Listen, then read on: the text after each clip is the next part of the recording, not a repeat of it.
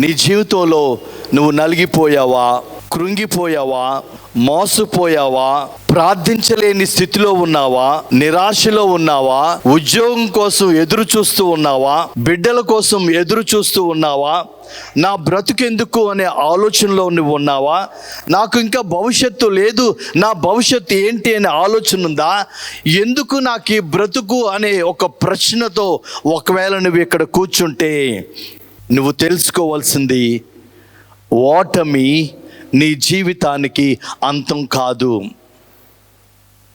ఓటమి నీ జీవితానికి అంతం కాదు. మన దేవుడు రెండో అవకాశం ఇచ్చే దేవుడు. మన దేవుడు రెండో అవకాశం ఇచ్చే దేవుడు. సిలువ దగ్గర ఉండవలసిన పేతురు పారిపోతున్నాడు.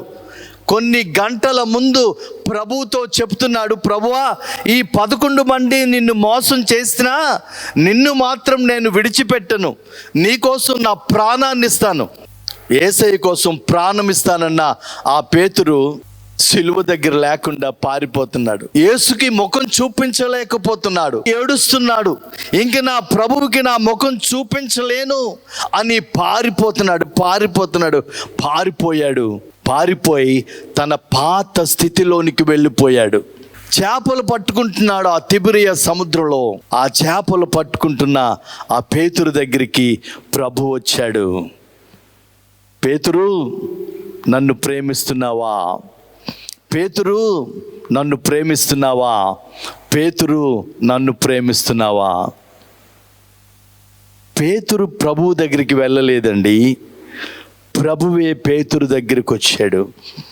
నువ్వు ఏ స్థితిలో ఉన్నా ఆ స్థితిలో ప్రభువు నీ దగ్గరికి వస్తాడు.